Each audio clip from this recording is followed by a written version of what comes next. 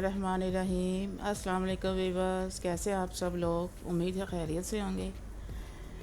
आज मैं फौजिया किचन में बना रही हूँ साग गोश्त। कुल्फ़े का साग है ये।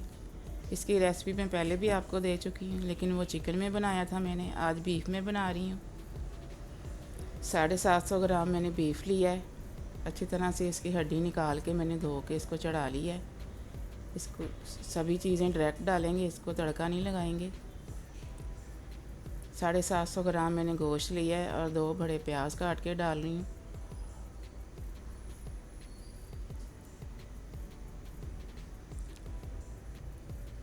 दो टेबल स्पून मैंने लहसुन अदरक लिया है।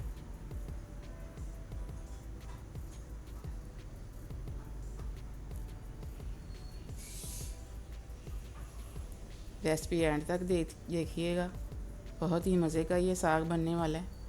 2 गिलास इसमें पानी डाल रही हूँ मैं इसको प्रेशर में बना रही हूँ। 2 दरमियाने साइज़ के टमाटर डाल रही हूँ। 3 हरी मिर्चें डाल रही हूँ।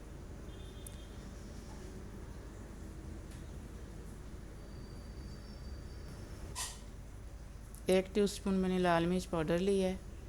1 टीस्पून नमक लिया है। नमक कम डालेंगे क्योंकि साग नमकीन होता है ये। और 1 टीस्पून मैंने दाढ़ा मिर्च ली है।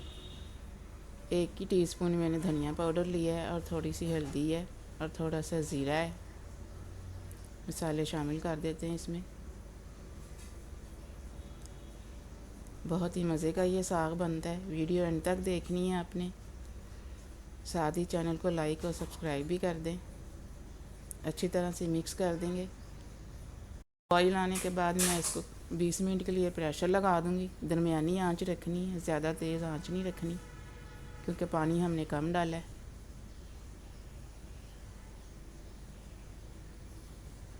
अब मैं इसको प्रेशर लगा रही हूँ 20 मिनट के लिए।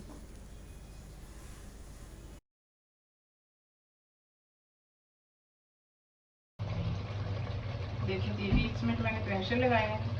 फिर मैंने हांडी में शिफ्ट कर दिया। हांडी में बनाएंगे हम। बहुत ही अच्छा सा गोश्त जल चुका है। ये देखिए बोटी कैसी हिल रही है, लेकिन थोड़ा खड़ा है क्योंकि साग के साथ भी अभी ये पकेगा, फिर बाद में बिल्कुल सेट हो जाएगा। हाफ कप मैंने इसमें ऑयल डाला है। अब अच्छे से बुनाई करेंगे इसकी।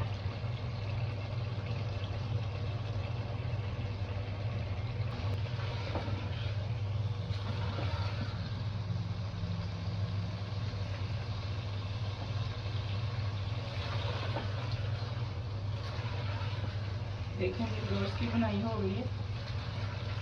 अब साग शामिल कर देते हैं इसमें। 2 किलो मैंने साग लिया था, इसको काट के मैंने बॉईल किया है। ज़्यादा देर इसको बॉईल नहीं करना होता, बस 5 से 10 मिनट इसको बॉईल करना होता है और बहुत अच्छे से ये नरम हो जाता है। बहुत ही जल्दी ये पक जाता है, इसलिए इसको ज़्यादा नहीं पकाना होता।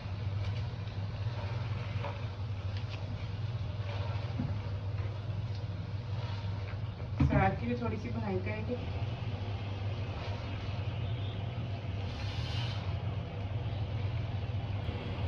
साग की मैंने थोड़ी सी बुनाई की है। थोड़ा सा पानी डालेंगे इसमें, आधा कप पानी डालेंगे ताकि थोड़ा सा पक जाए ये भी गोश्त के साथ। हल्की आंच कर दूंगी मैं और 10 मिनट के लिए इसको ढक दूंगी।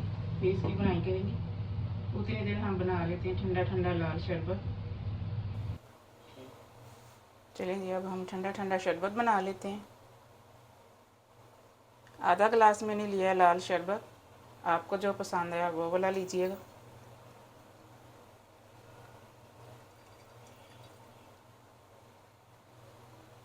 थोड़ा सा गर्म पानी मैंने डाला था ताकि शरबत मिक्स हो जाए।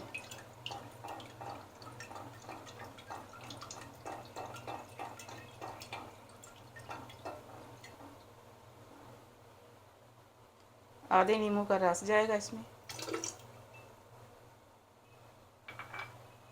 ठंडा पानी डालेंगे इसमें।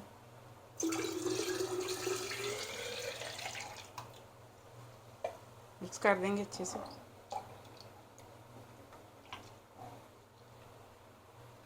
थोड़ा सा तुख मलंगा मैंने भिगोया था 1 टेबल स्पून, वो डाल दें इसमें। बहुत ही मज़े का ये शरबत बनता है। बनाएं, खुद भी पिएँ, बच्चों को भी पिलाएं।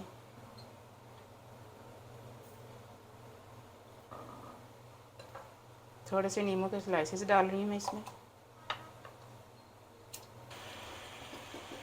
देखें जी, गोश्त की मैं भुनाई कर रही हूँ माशाल्लाह से। देखें, रेसिपी पसंद आ रही है तो लाइक और सब्सक्राइब कर दें। मुझे कमेंट में बताया करें कि आपको मेरी रेसिपीज़ कैसी लग रही हैं।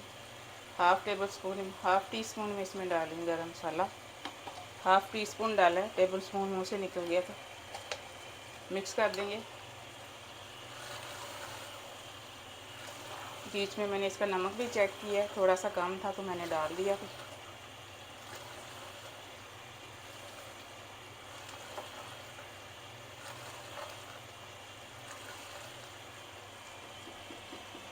आप चावल बॉईल करें या रोटी के साथ खाएं या पराठे के साथ खाएं, बहुत ही मज़े का साग लगता है। सभी बहुत शौक़ से खाते हैं, बड़े छोटे। साग तकरीबन भुन चुका है, बस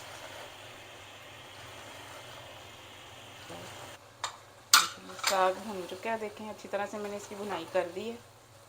अब मैं आपको इसकी बोटी चेक करवाती हूँ। गोश्त माशाल्लाह से बहुत ही अच्छा गल गया। ये देखें कितना नरम हो गया, ये देखें।